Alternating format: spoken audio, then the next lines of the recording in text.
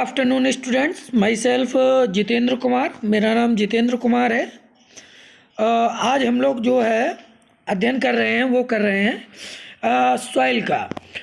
मेरा नाम जितेंद्र कुमार है और आप लोग देख रहे हैं इंस्पायर एक्सीलेंस इंस्टीट्यूट। क्या देख रहे हैं? Inspire excellence institute. अगर आप पहली बार चैनल पे आए हैं तो हमारे चैनल को अधिक से अधिक जो है सब्सक्राइब करें और बेल आइकन को दबाएं ताकि जो है नए वीडियो का नोटिफिकेशन मिल सके। अगर आप TGT, PGT, LT grade, GIC प्रवक्ता, नीट, एम्स आदि परीक्षाओं की जीव विज्ञान की तैयारी कर रहे हैं तो हमारे व्हाट्सएप ग्रुप 9452299225 और 8318223212 पर जुड़ें। इसके अलावा इंस्पायर एक्सीलेंस इंस्टीट्यूट के टेलीग्राम चैनल पर भी जुड़ें। ठीक है, आज हमारा जो टॉपिक है वो है मृदा यानी सॉइल और उसका संगठन, उसका प्रोफाइल, मृदा के प्रकार, मृदा अपरदन और मृदा संरक्षण और भारतीय मृदाओं के प्रकार। ये बहुत बड़ा टॉपिक है। क्योंकि 1-1.5 घंटे का टॉपिक होगा, इसे मैं बहुत डीपली आराम से पढ़ाऊँगा। आप लोग कोई जल्दबाजी ना कीजिएगा, अच्छे से नोट्स बनाइएगा। तो चलिए शुरू करते हैं। मिट्टी, सॉइल। सॉइल है क्या? एक्चुअल में जो मिट्टी है या भूमि है या मृदा है, वो भूमि की सबसे ऊपरी परत, अपर लेयर है, जो चट्टानों की वेदरिंग यानी कि चट्टानों के टूटने से बनी है। यह जीवित और अजीवित पदार्थों का मिश्रण है। क्या है? Mixture of living and non living substance. Mixture है किसका? जीवित और अजीवित पदार्थों का, लिविंग और नॉन लिविंग सब्सटेंसेस का। ठीक है। वेदरिंग जो है किसे कहते हैं? वेदरिंग कितने प्रकार की होती है? जब चट्टानें टूटती हैं तो इसको वेदरिंग कहते हैं। वेदरिंग 3 तरह की होती है। नंबर 1 फिजिकल वेदरिंग, जब बड़ी बड़ी चट्टानें भूस्खलन के कारण एवं अन्य भू आपदाओं के कारण मतलब छोटी छोटी चट्टानों में टूट जाती हैं तो इसको कहते हैं फिजिकल वेदरिंग। जब वो बड़ी बड़ी चट्टानें भूस्खलन अथवा भू आपदाओं के कारण छोटे छोटे या बड़े बड़े चट्टानों में टूट जाती हैं तो उसको क्या कहते हैं? Physical weathering. केमिकल वेदरिंग क्या होती है? जब एसिड रेन होता है और उसके साथ जो है सल्फ्यूरिक अम्ल और हाइड्रोक्लोरिक अम्ल HCl, ये सभी जो है जब इसके साथ जो छोटी छोटी चट्टानें और मिट्टी के कण होते हैं उनमें मिलती हैं तो जो है वो और महीन बारीक हो जाते हैं टूट करके, और इसको कहते हैं, वो छोटे छोटे खंडों में टूट जाते हैं, माइनर खंड में टूट जाते हैं। इसको कहते हैं केमिकल वेदरिंग। ठीक है। और जब इसमें छोटे छोटे माइक्रो ऑर्गेनिजम्स जैसे केचुआ और बैक्टीरिया, ब्लू ग्रीन एल्गी आदि या एल्गी आदि जो है इसमें मृत होते हैं अथवा विभिन्न प्रकार के केमिकल का सीक्रेशन करते हैं, और इसको जो मिट्टी के छोटे छोटे पार्टिकल्स होते हैं उनको जो है किस में बदल देते हैं? भुरभुरी मृदा में बदल देते हैं, भुरभुरी सॉइल में बदल देते हैं। That is biological weathering. ठीक है। मिट्टी के अध्ययन को हम क्या कहते हैं? Study of soil, that is known as edaphology या पीडोलॉजी। मिट्टी के अध्ययन को हम क्या कहते हैं? Study of soil is known as edaphology या पेडोलॉजी। मिट्टी के फॉर्मेशन को, process of soil formation is known as pedogenesis. मिट्टी निर्माण की प्रक्रिया क्या कहलाती है? पीडोजेनेसिस कहलाती है। ठीक है। और ये बहुत लंबी प्रोसेस होती है, बहुत स्लो और बहुत लंबी, मतलब बहुत जो है धीमी और लंबी प्रक्रिया होती है। लगभग 1 इंच मिट्टी जो है 500 से 1000 सालों में बनती है। कितनी? 1 इंच जो सॉइल होती है वो 500 से 1000 साल में बनती है। सॉइल में क्या क्या पाया जाता है? सॉइल जो है क्या क्या होता है इसमें?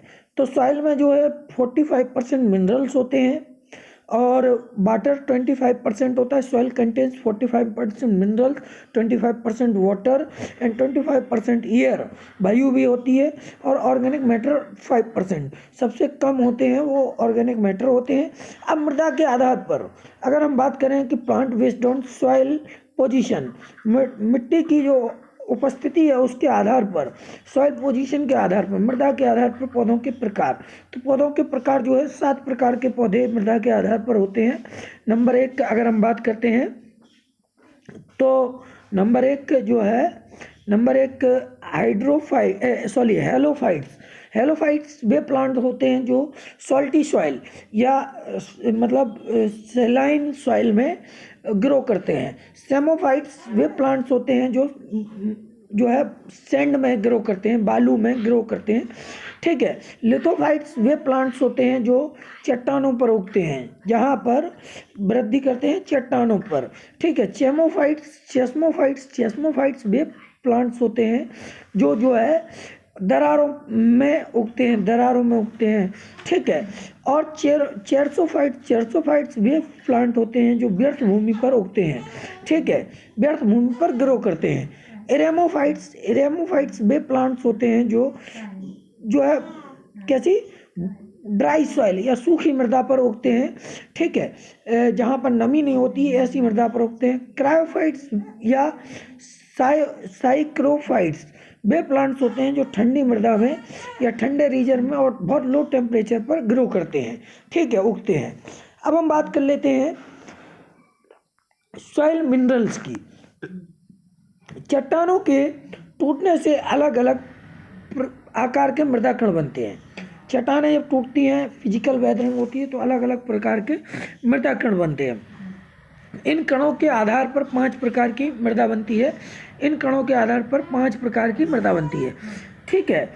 कितने प्रकार की मृदा बनती है? 5 प्रकार की मृदा बनती है। Number 1 clay soil. Clay soil ऐसी मिट्टी होती है जिसमें 0.002 मिलीमीटर से छोटे कण, छोटे पार्टिकल्स जो है होते हैं।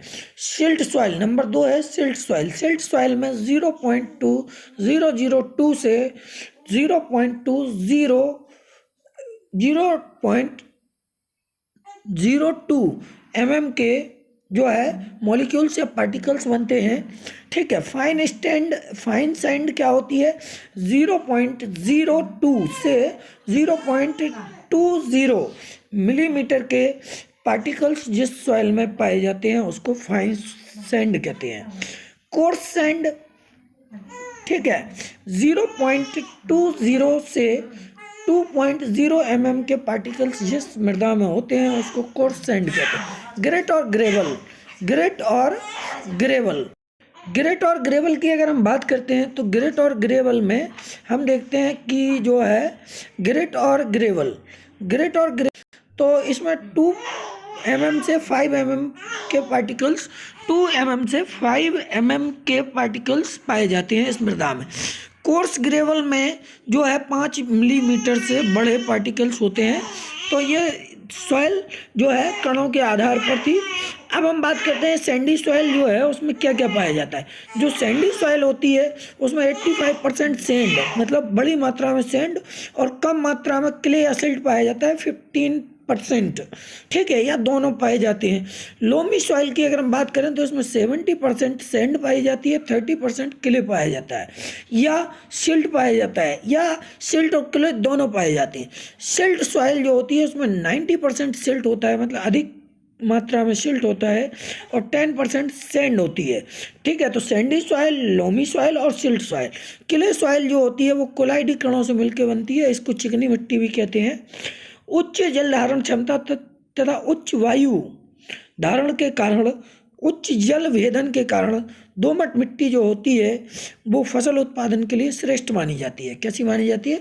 दोमट मिट्टी या लोम सॉइल, इसे क्या कहते हैं? दोमट मिट्टी को हम लोम सॉइल भी कहते हैं, लोम सॉइल या लोमी सॉइल भी कहते हैं, ठीक है। ये सॉइल जो है क्रॉप उत्पादन के लिए श्रेष्ठ होती है। अब हम बात करते हैं सॉइल ऑर्गेनिक मैटर की। That is very important topic.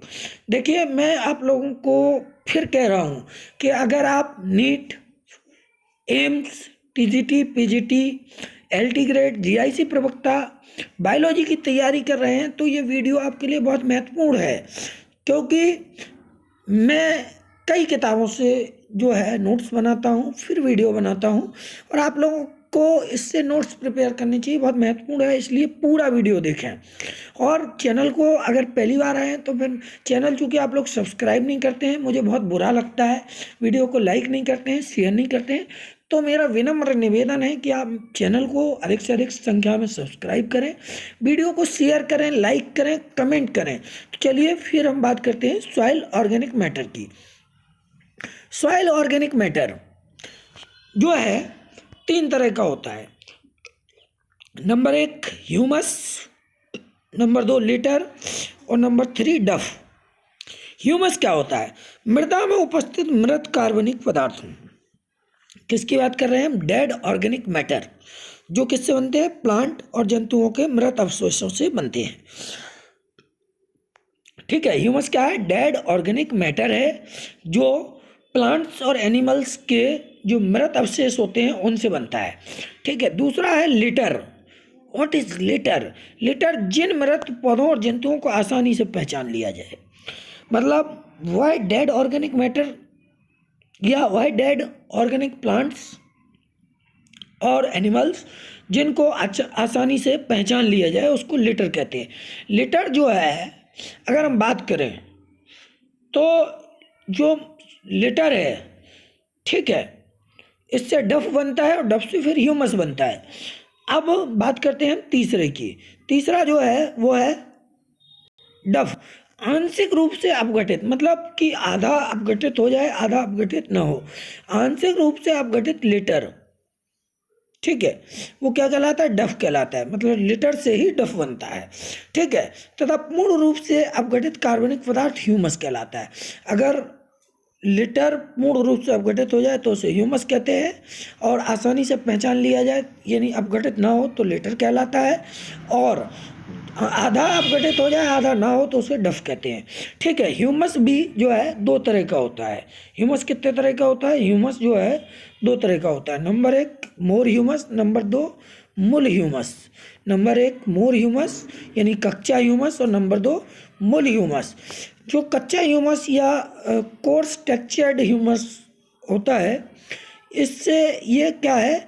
ये एसिडिक होता है, अम्लीय होता है। इसका pH 3.8 to 4 होता है। कितना होता है? 3.8 to 4 होता है। और जो मूल ह्यूमस होता है ये कम्प्लीटली डिग्रेडेड होता है, मतलब पूर्णतया अपघटित होता है। ये कम्प्लीटली डिग्रेड नहीं होता है। मोर ह्यूमस कम्प्लीटली डिग्रेड नहीं होता है, पूर्ण अपघटित नहीं होता है, लेकिन मूल ह्यूमस पूर्णतया अपघटित होता है, और इसका pH जो होता है वो हाई होता है, मतलब ये क्षारीय होता है। कैसा होता है? बेसिक होता है, क्षारीय होता है, जबकि मोर ह्यूमस जो वो है अम्लीय होता है। ठीक है, अब हम बात करते हैं सॉइल वाटर की। बहुत इंपॉर्टेंट टॉपिक है, आपसे फिर कह रहा हूँ वीडियो पूरा देखिएगा, नोट्स बनाइएगा। सॉइल वाटर, सॉइल वाटर क्या है? सॉइल वाटर की अगर हम बात करते हैं तो ये 3 तरह का होता है। ये देखिए पीजीटी में इससे क्वेश्चन इस बार बना था, और आपका आश्रम पद्धति है उसमें भी इससे क्वेश्चन आया था सॉइल वाटर से। होलार्ड, इकार्ड और चेसार्ड, इन तीनों शब्दों में से कोई भी शब्द पूछ सकता है। ठीक है, तो अगर हम बात करें होलार्ड क्या होता है? सॉइल वाटर में होलार्ड उस जल को कहते हैं जो भूमि में कुल जल होता है। कुल जल क्या कहलाता है? होलार्ड।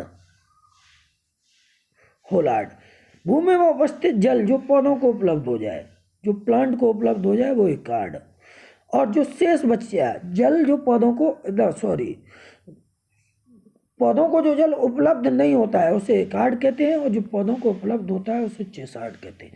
तो चेसार्ड और इकार्ड मिलकर के क्या बनाते हैं? होलार्ड बनाते हैं। बात समझ में आ गई? ठीक है, पौधों भूमि में उपस्थित कुल जल को क्या कहते हैं? होलार्ड। और जो पौधों को उपलब्ध ना हो उसको कहते हैं इकार्ड, और जो पौधों को उपलब्ध हो जाए उसको कहते हैं चेसार्ड। तो इकार्ड और चेसार्ड मिलके क्या बनाते हैं? होलार्ड। होलार्ड कंप्लीट वाटर है, इकार्ड और चेसार्ड उसके 2 पार्ट हैं। ठीक है, अब हम फील्ड कैपेसिटी की बात कर लेते हैं। किसकी बात करते हैं? फील्ड कैपेसिटी की। फील्ड कैपेसिटी की बात करते हैं तो फील्ड कैपेसिटी की अगर हम बात करें तो मृदा जो है ग्रेविटेशनल वाटर या गुरुत्वीय जल के अलावा समस्त प्रकार का जल अपने अंदर धारण कर सकती है। ठीक है, इसे क्या कहते हैं? सॉइल फील्ड कैपेसिटी कहते हैं। मृदा जो है ग्रेविटेशनल वाटर के अलावा सभी प्रकार का जल धारण करती है, इसे क्या कहते हैं? Soil field capacity. Soil field capacity कहते हैं। क्या कहते हैं? Soil field capacity. यह मृदा में जल उपलब्धता का उच्च स्तर है। जो फील्ड कैपेसिटी है, ये सॉइल फील्ड कैपेसिटी मृदा में उपलब्ध जल का उच्च स्तर होता है, या जल उपलब्धता का उच्च स्तर होता है। ठीक है, और जो फील्ड कैपेसिटी है वो होलार्ड से ग्रेविटेशनल वाटर को घटा दें तो फील्ड कैपेसिटी बचती है। ठीक है, और फील्ड कैपेसिटी जो है वो कैपिलरी वाटर, हाइग्रोस्कोपिक वाटर और कंबाइंड वाटर, इन सब को मिला करके हम क्या कहते हैं? फील्ड कैपेसिटी कहते हैं। ठीक है, फील्ड कैपेसिटी जो होती है सॉइल की, फील्ड कैपेसिटी पर सॉइल वाटर पोटेंशियल जो होता है वो 0.01 मेगा पास्कल होता है। कितना होता है? ये क्वेश्चन बन सकता है कि फील्ड कैपेसिटी पर सॉइल वाटर पोटेंशियल कितना होता है, तो 0.01 मेगा पास्कल MPa होता है। ठीक है, तो इस बात को याद रखें। अब water holding capacity WHC, water holding capacity WHC, मृदा में जल में गुरुत्वाकर्षण बल के विरुद्ध कोशिकाओं में रहे जाने वाले जल की प्रतिशत मात्रा को वाटर होल्डिंग कैपेसिटी या जल धारण क्षमता कहते हैं। किसको? मृदा में गुरुत्वाकर्षण बल के विरुद्ध। गुरुत्वाकर्षण बल क्या होता है? पृथ्वी किसी भी वस्तु को अपनी तरफ खींचती है, लेकिन इसके विरुद्ध जो जल जाता है उसको वाटर होल्डिंग कैपेसिटी कहते हैं। वाटर होल्डिंग कैपेसिटी क्या है? Water holding capacity is equal to holard minus combined hygroscopic और ग्रेविटेशनल वाटर, मतलब फील्ड कैपेसिटी। अगर होलार्ड से हम फील्ड कैपेसिटी को घटा दें तो डेट इज WHC या वाटर होल्डिंग कैपेसिटी कहलाती है। ठीक है, फील्ड कैपेसिटी से अगर हम WHC फील्ड कैपेसिटी से अगर हम हाइग्रोस्कोपिक और कंबाइंड वाटर को हटा दें तो WHC। अब है बात विल्टिंग पॉइंट की। विल्टिंग पॉइंट क्या है? What is wilting point? Wilting point क्या है? देखिए, अब बहुत अच्छी बात है, ये वाटर प्लांट वाटर रिलेशन है उससे भी है। जैसे ये सपोज करिएगा कि कोई प्लांट है, ठीक है, और ये जड़ें हैं। अब जड़ के द्वारा वाटर को भूमि से ग्रहण करना, दैट इज वाटर एब्जॉर्प्शन। फिर ये गुरुत्वाकर्षण के विपरीत ऊपर जाना, दैट इज असेंट ऑफ सेप। ये भी हम बताएंगे जब प्लांट वाटर रिलेशन पढ़ाएंगे, असेंट ऑफ सेप। और फिर प्लांट से पानी का निकलना, ट्रांसपायरेशन, ये प्लांट वाटर रिलेशन के अंतर्गत आएगा, इसको भी पढ़ाएंगे। तो हम बात करते हैं विल्टिंग पॉइंट की। किसकी बात करते हैं? विल्टिंग पॉइंट की। विल्टिंग पॉइंट है क्या? ठीक है, विल्टिंग पॉइंट मृदा में उपस्थित जल की न्यूनतम मात्रा, मतलब मिट्टी में उपस्थित जल की न्यूनतम, कम से कम मात्रा, मिनिमम मात्रा को विल्टिंग पॉइंट कहते हैं। इससे कम जल होने पर पौधे मुरझा जाते हैं। अगर विल्टिंग पॉइंट से कम जल हो तो पौधे क्या हो जाते हैं? मुरझाने लगते हैं। इसीलिए इसको क्या कहते हैं? विल्टिंग पॉइंट कहा जाता है। विल्टिंग पॉइंट पर मिट्टी का water potential 1.5 MPa, 1.5 mega pascal, और सॉइल वाटर को टेंसियोमीटर से मेजर करते हैं। विल्टिंग पॉइंट पर मृदा का वाटर पोटेंशियल कितना होता है? 1.5 मेगा पास्कल। और अगर हम बात कर रहे थे कि WHA पर जो है कितना होता है वाटर पोटेंशियल फील्ड कैपेसिटी पर, तो वो 0.0 मेगा पास्कल, फील्ड कैपेसिटी पर 0.01 मेगा पास्कल। और विल्टिंग पॉइंट पर वाटर का पोटेंशियल जो होता है, मृदा का वाटर पोटेंशियल, वो 1.5 मेगा पास्कल। सॉइल वाटर को टेंसियोमीटर से नापते हैं। किससे नापते हैं? टेंसियोमीटर से मापते हैं, मेजर करते हैं, टेंसियोमीटर से मापते हैं। सॉइल वाटर को टेंसियोमीटर से मापते हैं। ठीक है, आगे अगर हम बात करते हैं सॉइल प्रोफाइल की, बहुत इंपॉर्टेंट टॉपिक है, इसको आप लोग बहुत अच्छे से पढ़िएगा। Soil profile, there are 5 layers found in complete developed soil. जो पूर्णतया विकसित मिट्टी होती है उसमें 5 परतें पाई जाती हैं। नंबर 1 ओ लेयर, ये जो है मुख्यतः लिटर की बनी होती है, और लिटर मैं बता चुका हूं अभी आपको कि वह जो है मृत अवशेष होते हैं जिनको आसानी से पहचाना जा सके। ठीक है, जीवों और पौधों के वह मृत अवशेष जिनको आसानी से पहचाना जा सके। तो ये क्या बनाते हैं, लिटर, और लिटर जो है ओ लेयर बनाता है, मिट्टी की ओ लेयर। ठीक है, आगे हम बढ़ते हैं तो ये लेयर, दूसरी जो लेयर है वो है ये लेयर, इसको टॉप सॉइल कहते हैं, और ये ह्यूमस और मिनरल्स इन दोनों से मिलके बनती है। ह्यूमस क्या है, पूर्णतया अपघटित मृत कार्बनिक पदार्थ को हम ह्यूमस कहते हैं, और ह्यूमस और मिनरल्स मिलके क्या बनाते हैं, ये लेयर या टॉप सॉइल बनाते हैं। और ये maximum contains microfauna and microflora. Humus में अधिकतम जो है मृत सूक्ष्म पौधे और मृत सूक्ष्म जीवी पाए जाते हैं। प्लांट ग्रोथ्स की बात करें अगर हम, 4 फीट मोटी टॉप सॉइल आवश्यक होती है। मतलब ये लेयर जो है ये प्लांट की वृद्धि के लिए बहुत आवश्यक है, और इसकी जो है 4 फीट मोटाई होनी चाहिए लगभग पौधों की वृद्धि के लिए।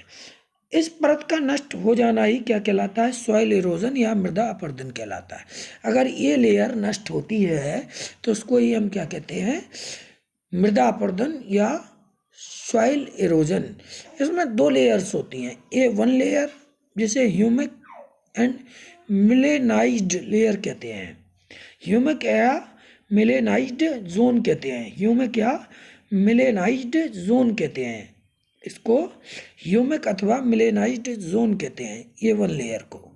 ठीक है, ये डार्क होती है, ब्लैक ह्यूमस से बनी होती है, और जो है बहुत महत्वपूर्ण लेयर है।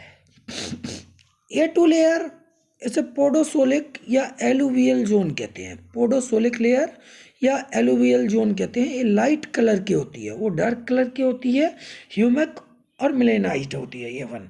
A2 जो है वो डार्क होती है और पोडोसोलिक या एलुवियल जोन कहते हैं। नेक्स्ट है, तो समझ में आ गया, अगर ये लेयर या टॉप सॉइल ही जो है बहती है या नष्ट होती है तो उसको मृदा अपरदन कहते हैं या सॉइल इरोजन कहते हैं। ये क्वेश्चन बन सकता है पीजीटी टीजीटी में कि मृदा की कौन सी परत का बह जाना सॉइल इरोजन कहलाता है, तो टॉप सॉइल या ए लेयर का। ठीक है, दूसरा जो 3rd लेयर है वो है बी लेयर। ये जो लेयर है ये मोस्टली सॉइल पार्टिकल्स या बड़े सॉइल मोटे सॉइल पार्टिकल्स की बनी होती है। इसमें ह्यूमस बहुत कम क्वांटिटी में होता है, ह्यूमस की मात्रा बहुत कम होती है। It contains low quantity of humus and made up of thick soil particles. ठीक है, मोटे सॉइल पार्टिकल्स की बनी होती है और ह्यूमस बहुत कम मात्रा में पाया जाता है, लो क्वांटिटी में। आयरन, एल्यूमिनियम, मैग्नीज कंपाउंड जो है इसमें लार्ज अमाउंट में पाए जाते हैं, लार्ज अमाउंट में या लार्ज क्वांटिटी में पाए जाते हैं। नेक्स्ट 4थी लेयर है सी लेयर। ये जो है टूटी हुई चट्टानों की बनी एक परत होती है, made up of weathered rock materials. ठीक है, 5वीं लेयर है आर लेयर। ये जो है कंटेन्स पेरेंटल रॉक्स। ये पेरेंटल रॉक्स या जनक चट्टानों से बनी होती है, और इसमें ए हॉरिजन और बी हॉरिजन 2 हॉरिजन होते हैं। ठीक है, इन दोनों को मिला के सोलन बोलते हैं। क्या बोलते हैं, दोनों को मिला के सोलन बोला जाता है। और सोलम जो है वो मिनरल सॉइल होती है। कैसी होती है, मिनरल सॉइल होती है। अब हम बात करते हैं types of soil types based on soil formation. Soil formation के आधार पर, based on soil formation, soil formation या सॉइल निर्माण के आधार पर मिट्टी का प्रकार, तो ये 2 तरह की होती है। इसको अगर हम एक डायग्राम के थ्रू समझें तो बहुत अच्छे तरीके से समझ सकते हैं। ये जो है दो तरह की होती है सॉइल। कितने तरह की होती है? दो तरह की। एक को बोलते हैं हम रेजिडुअल सॉइल, ठीक है, रेजिडुअल, और दूसरे को बोलते हैं ट्रांसपोर्टेड। ये ट्रांसपोर्टेड जो होती है ये लगभग 4 तरह की होती है। कितने तरह की होती है? 4। नंबर 1 जो है एलुवियल सॉइल, एलुवियल। नंबर 2 अगर हम बात करें तो कोलुवियल। नंबर 3 अगर हम बात करें तो ग्लेशियल या ग्लेशियल, और चौथी वो है ईओलियन सॉइल। तो हम बात करते हैं रेजिडुअल सॉइल की। रेजिडुअल सॉइल जो होती है यह मृदा जिसके निर्माण की प्रक्रिया एक ही स्थान पर, मतलब वह मिट्टी जिसका निर्माण एक ही स्थान पर होता है उसको हम रेजिडुअल सॉइल कहते हैं, ठीक है। ट्रांसपोर्टेड सॉइल वह मिट्टी या वह मृदा जिसके निर्माण की प्रक्रिया किसी दूसरे स्थान पर तथा अपक्षय की प्रक्रिया किसी अन्य स्थान पर होती है, मतलब वो बहकर किसी अन्य स्थान पर आ जाती है, अपक्षय किसी अन्य स्थान पर होता है, और बनती किसी या पिडोजेनेसिस की क्रिया किसी दूसरे स्थान पर होती है। That is transported soil. उसको क्या कहते हैं? ट्रांसपोर्टेड सॉइल, ठीक है। ट्रांसपोर्टेड सॉइल जो होती है ये 4 तरह की होती है, अभी हमने आपको बताया। नंबर 1 एलुवियल सॉइल, जल के द्वारा जो मिट्टी बहा कर लाई जाती है उसको एलुवियल सॉइल कहते हैं, और ये सबसे ज़्यादा उपजाऊ मिट्टी होती है, सबसे अधिक उपजाऊ मिट्टी होती है एलुवियल। कोलुवियल सॉइल ग्रेविटी द्वारा लाई गई मिट्टी को, ग्रेविटेशनल फोर्स या हवा के द्वारा लाई गई मिट्टी को, ग्रेविटी या गुरुत्वाकर्षण के द्वारा लाई गई मिट्टी को कोलुवियल सॉइल कहते हैं। ग्लेशियल सॉइल बर्फ के द्वारा लाई गई मिट्टी को ग्लेशियल सॉइल का है। ईओलियन सॉइल हवा द्वारा उड़ाकर लाई गई मिट्टी को ईओलियन सॉइल कहा जाता है। हवा द्वारा उड़ाकर लाई गई मिट्टी को ईओलियन सॉइल कहा जाता है। आगे बढ़ें तो जो कंप्लीट, हमने कहा था, आप लोगों को भी बता भी दिया था कि कंप्लीट जो वाटर होता है वो होलार्ड, ये हेलार्ड गलत लिखा है, होलार्ड और पीएबी मतलब प्लांट एब्जॉर्बिंग वाटर, पीएबी मतलब प्लांट एब्जॉर्बिंग वाटर लिखा हुआ है इस पर, ठीक है। ये सब मिला के प्लांट एब्जॉर्बिंग वाटर में चेसार्ड और एकार्ड आता है, जो शेष बचता है। प्लांट एब्जॉर्बिंग वाटर क्या होता है? चेसार्ड, और एकार्ड नो, गलत हो गया भाई। हाँ, प्लांट एब्जॉर्बिंग वाटर में चेसार्ड आता है और एकार्ड जो है वो शेष वाटर बचता है। कंपोजिशन ऑफ सॉइल की अगर हम बात करते हैं, कंपोजिशन ऑफ सॉइल की अगर हम बात करें तो हम देखते हैं कि मिनरल मैटर और ऑर्गेनिक मैटर, इन दोनों को मिला करके सॉइल की कंपोजिशन होती है। मिनरल मैटर में ह्यूमस, लिटर और डव होता है। ऑर्गेनिक मैटर में सॉइल वाटर, सॉइल एयर और सॉइल ऑर्गेनिजम्स होते हैं। ये सारी चीज़ें इसमें पाई जाती हैं। अगर हम बात करें सॉइल एयर की बात करें तो मृदा में उपस्थित ऑक्सीजन श्वसन के लिए आवश्यक होती है, मतलब कि मिट्टी में उपस्थित जो ऑक्सीजन होती है वो रेस्पिरेशन के लिए या श्वसन क्रिया के लिए आवश्यक होती है। वाटर लॉक्ड मृदा में ऑक्सीजन की कमी के कारण जड़ें खत्म हो जाती हैं, नष्ट हो जाती हैं, मृत्यु हो जाती है उनकी। और CO2 की मात्रा जड़ों के लिए कैसी होती है? टॉक्सिक होती है। O2 की मात्रा रेस्पिरेशन के लिए इम्पोर्टेंट होती है, CO2 की मात्रा जड़ों के लिए टॉक्सिक होती है। सॉइल ऑर्गेनिज्म की अगर हम बात करें, सॉइल ऑर्गेनिज्म या जीवों की बात करें मिट्टी में, तो उसमें बैक्टीरिया, फंगाई, ये हम पहले ही बता चुके, actinomycetes, protozoans, rotifers, nematodes, earthworms और आर्थ्रोपोड्स, ये सारे सॉइल ऑर्गेनिजम्स होते हैं। सॉइल इरोजन या मृदा अपरदन, अब जो टॉपिक है वो है सॉइल इरोजन या मृदा अपरदन। तो ये कितने तरीके से होता है इसकी भी बात कर लेते हैं। सॉइल इरोजन जो है किसे कहते हैं? पहले तो ये बात कर लें कि सॉइल इरोजन होता क्या है। उपजाऊ मिट्टी या ऊपरी मृदा का पानी, हवा या अन्य भौगोलिक परिस्थितियों के कारण लॉस होना या हानि होना, उपजाऊ मिट्टी का पानी, हवा या अन्य भौगोलिक परिस्थितियों के कारण हानि होना वो क्या कहलाता है? मृदा अपरदन कहलाता है या सॉइल इरोजन कहलाता है। ठीक है, सॉइल इरोजन कहलाता है। सॉइल इरोजन किसके द्वारा होता है भाई? वाटर और भाई विंड, हवा के द्वारा और पानी के द्वारा। तो भाई वाटर अगर हम देखें, erosion by water, soil erosion जल के द्वारा, तो इसको कहते हैं, पहला जो है वो है सीट इरोजन। इसमें नंबर 1 पे सीट इरोजन, जल बहाव के कारण मिट्टी की पतली परत के रूप में का हट जाना। मिट्टी की जो है पतली परत अगर जल बहाव के कारण हट रही है तो उसको हम क्या कहते हैं? सीट इरोजन कहते हैं। सीट इरोजन ये जल के द्वारा होता है। नंबर 2 पर है रिल इरोजन। नंबर 2 है रिल इरोजन, इसी का प्रकार है। सॉइल जो इरोजन वाटर के द्वारा होता है उसका। बहते हुए जल से कम गहरी नालियां जब बनती हैं तो उसको हम रिल इरोजन कहते हैं। क्या कहते हैं? रिल इरोजन। गुली इरोजन, अनेक छोटी नालियों से बड़ी नालियां बनना। पानी बहाव के कारण अनेक छोटी नालियों से बड़ी नालियां बन जाना वो गुली इरोजन कहलाता है। और तीसरे प्रकार का वाटर इरोजन होता है ये। चौथे प्रकार का वाटर इरोजन है रिपेरियन इरोजन।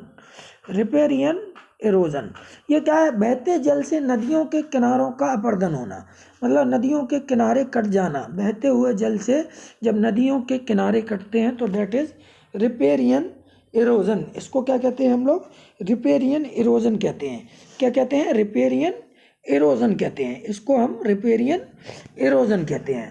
ठीक है, बात करें लैंड स्लाइड इरोजन, पांचवा है जो, उसे कहते हैं हम लोग लैंड स्लाइड इरोजन। क्या कहते हैं? Land slide erosion. Land slide erosion पांचवें को कहते हैं लैंड स्लाइड इरोजन। ये क्या है? भूस्खलन, शैलों की बदरकाओं में जल भराव का कारण होता है। मतलब भूस्खलन के कारण लैंड स्लाइड इरोजन क्या है? ढलानों पर बहता पानी शैलों की बदरकाओं में भर जाता है। ठीक है, क्या होता है? ढलानों पर बहता हुआ पानी, ढलानों पर पानी बहता है, वो कहाँ भर जाता है? सेल की विदरकाओं में भर जाता है, जिससे भूस्खलन अपरदन, या जिसे क्या कहते हैं? भूस्खलन अपरदन, लैंड स्लाइड इरोजन कहते हैं।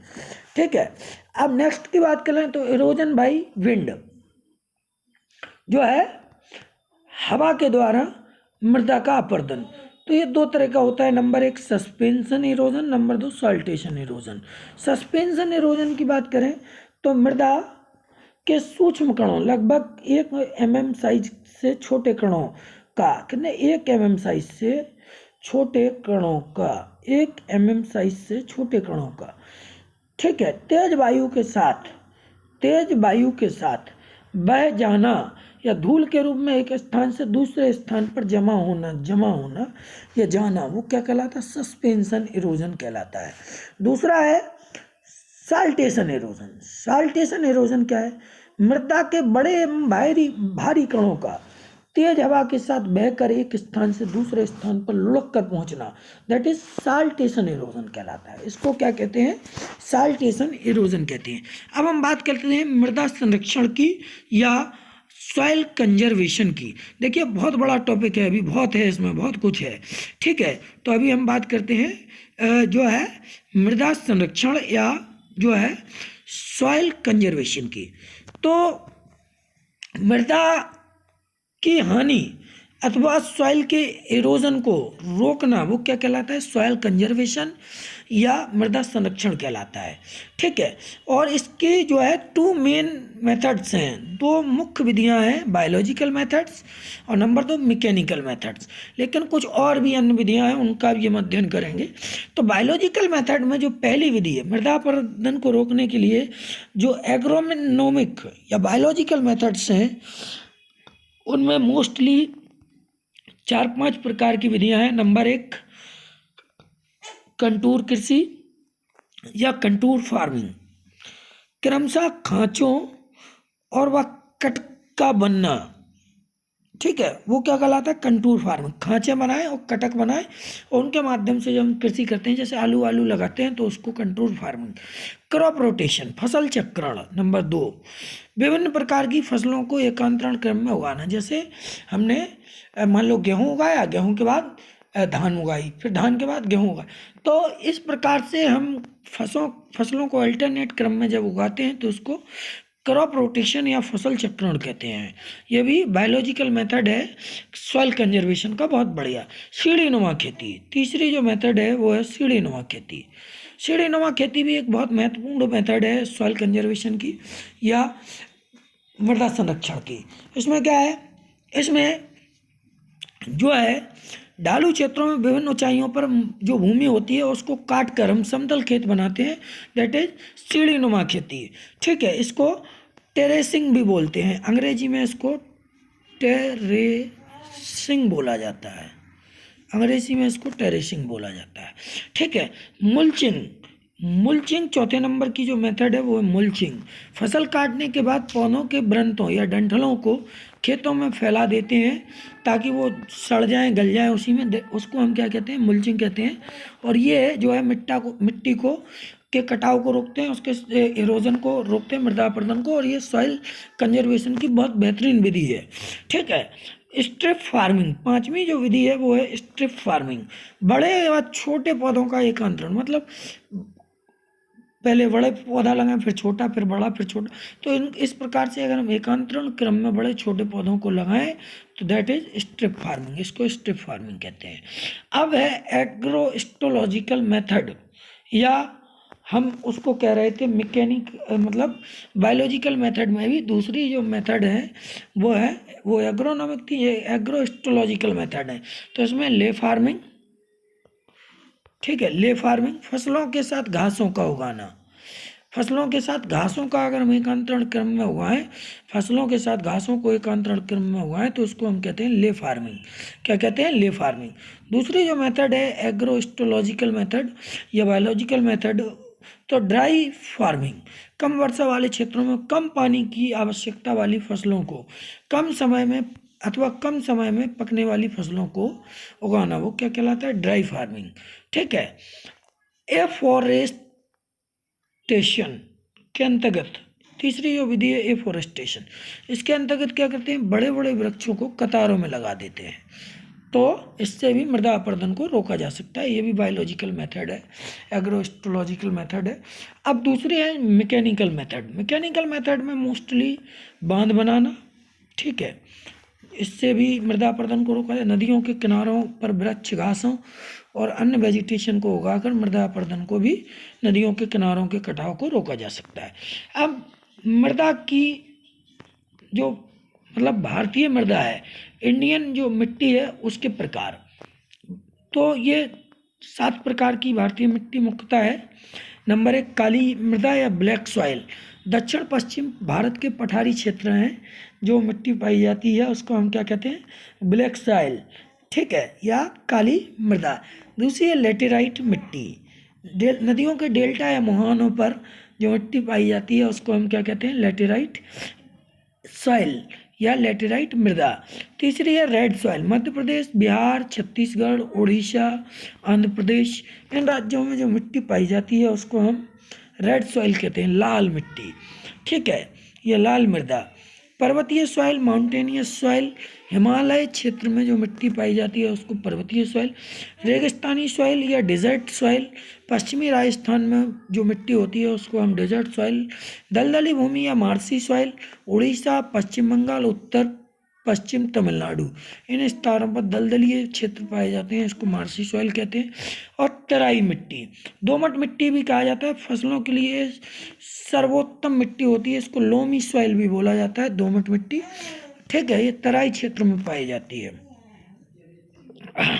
अब है लेटेराइजेशन, पोडोसोलाइजेशन और ग्लीजेशन, ये 3 जो मेथड हैं इनको मतलब इनकी बात कर लें, फिर उसके बाद थोड़ा और है उसके अध्ययन कर लें। फिर मैं आप लोगों से कह रहा हूँ कि वीडियो पूरा देखिएगा और नोट्स बनाइएगा, बहुत महत्वपूर्ण वीडियो है, अगर आप इसको बना लेंगे तो फ़ायदा होगा आपके लिए। ठीक है, तो हम बात कर रहे थे लेटेराइजेशन की। ठीक है, लेटेराइजेशन है क्या, ट्रॉपिकल रीजन्स में, ट्रॉपिकल जो क्षेत्र हैं, उष्णकटिबंधीय क्षेत्र हैं, वहाँ पर उच्च तापमान व वर्षा के कारण मृदा की जो एयर लेयर या टॉप सॉइल होती है उसमें लेटर डिकम्पोजिशन तेज़ी से होती है, इससे एल्यूमिनियम और आयरन मृदा की ये लेयर में मुक्त हो जाती है। ठीक है, और इससे ये मिट्टी लाल भूरी हो जाती है, रेडिश ब्राउन हो जाती है। इसको हम लेटेराइजेशन बोलते हैं। ठीक है, इस प्रक्रिया को क्या कहते हैं? लेटेराइजेशन। ट्रॉपिकल रीजन्स में मतलब हाई टेम्परेचर और वर्षा और हाई वर्षा के कारण वेस्ट सॉइल की लेयर टॉप सॉइल में लेटर डिकम्पोजिशन तेजी से होता है। इससे एल्यूमिनियम और आयरन ये लेयर में मुक्त हो जाता है और इससे ये रेडिश ब्राउन हो जाती है। इसको लेटराइज। पोडोसोलाइजेशन, ये बहुत महत्वपूर्ण बात है। टेम्परेट क्षेत्र में कम तापमान व अधिक ह्यूमिडिटी के कारण ह्यूमस और मिनरल्स जल में मिल जाते हैं, विलय हो जाते हैं। जल के साथ ये लेयर से बी लेयर में चले जाते हैं, टॉप सॉइल से बी लेयर में चले जाते हैं। कहाँ चले जाते हैं? बी लेयर में। और ए लेयर में पदार्थों की हानि हो जाती है, इससे हल्के राख के रंग की हो जाती है। इस प्रक्रिया को पोडोसोलाई।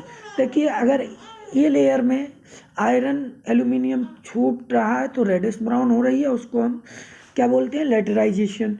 पोडोसोलाइजेशन, ये लेयर से ये मिनरल्स जो हैं वो कहाँ चले जा रहे हैं? ये पदार्थ वो जा रहे हैं बी लेयर में, और जल की हानि भी हो रही, तो उसको हम कहते हैं पोडोसोलाइजेशन। ग्लीजेशन, टुंड्रा क्षेत्र में कम तापमान अधिक ह्यूमिडिटी के कारण ह्यूमस कम बनता है और धीरे धीरे बी लेयर में चला जाता है। इससे बी लेयर का रंग नीला ग्रे हो जाता है। ठीक है, इसे ग्लीजाई। पौधों को उगाने के लिए उपयुक्त जो पीएच होता है वो कितना होना चाहिए? वो 5.5 to 6.5 होना चाहिए। मतलब एसिडिक सॉइल होनी चाहिए, लेकिन उच्च एसिडिक ना हो।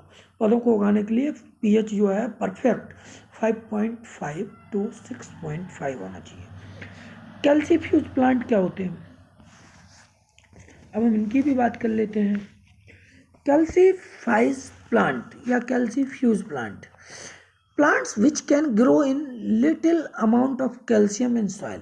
मतलब ऐसी मिट्टी में उगने वाले पौधे जिसमें कैल्शियम की भी कुछ मात्रा पाई जाती है, और इस मिट्टी का पीएच से 3.8 to 4 होता है। ठीक है, जैसे रोडोडेंड्रॉन, रियोमैक्स आदि पौधे। ठीक, आगे बढ़ते हैं। कैल्सीफ्यूज प्लांट ऐसी मिट्टी में उगते हैं जहाँ पर कैल्शियम की बहुत कम मात्रा होती है, पीएच 3.8 to 4 होता है, और रोडोडेंड्रॉन, रियोमैक्स इसके बेस्ट उदाहरण। क्षारीय मिट्टी का उपचार।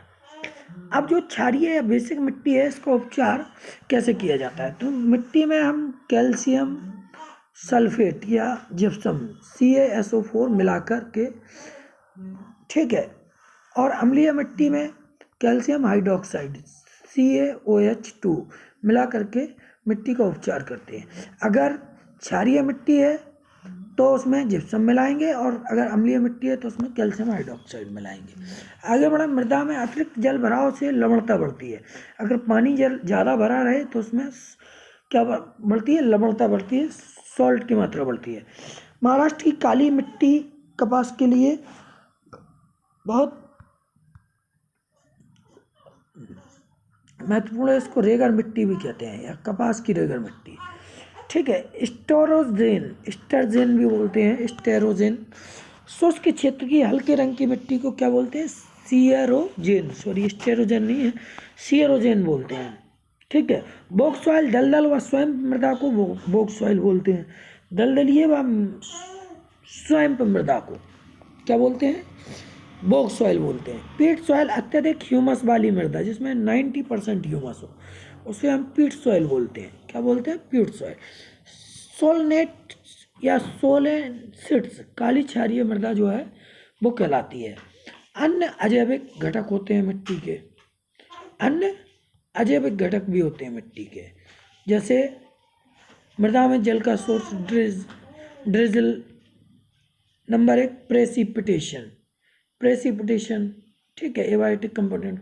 तो ड्रिजल, जैसे मृदा में जल का सोर्स है तो ड्रिजल के माध्यम से पानी की छोटी छोटी बौछार करके, ठीक है, एयर के माध्यम से उसको रेन, बड़ी बड़ी बूंदें गिरा करके, स्नो सॉलिड फॉर्म में पानी को गिरा करके, ठीक है, गिरता है तो उसे स्नो कहते हैं। Slit, ice in minute granular form, कणों के रूप में जब बर्फ़ होती है छोटे छोटे कणों के रूप में, स्लिट बोलते हैं, हेल्स, ठीक है। बर्फ़ के बड़े कुओं को हेल्स बोला जाता है। ह्यूमिडिटी जो है वो वातावरण में उपस्थित अदृश्य जलवाष्प को कहते हैं। वातावरण में उपस्थित अदृश्य जलवाष्प को ह्यूमिडिटी कहते हैं। वायु का जो वेग है वो एनीमोमीटर से नापते हैं, और ह्यूमिडिटी को साइक्रोमीटर से नापते हैं। कैसे नापते हैं? साइक्रोमीटर से। साथियों, ये सॉइल से लेके बहुत महत्वपूर्ण वीडियो था, संपूर्ण वीडियो था। अगर आपको वीडियो अच्छा लगा हो तो हमारे चैनल इंस्पायर एक्सीलेंस को अधिक से अधिक सब्सक्राइब कीजिए। पहली बार चैनल पे आए हैं तो ज़रूर कर दीजिए। वीडियो को शेयर कर दीजिए और लाइक करिए। लाइक भी आप लोग नहीं करते हैं, कमेंट करिए। Thank you for watching this video.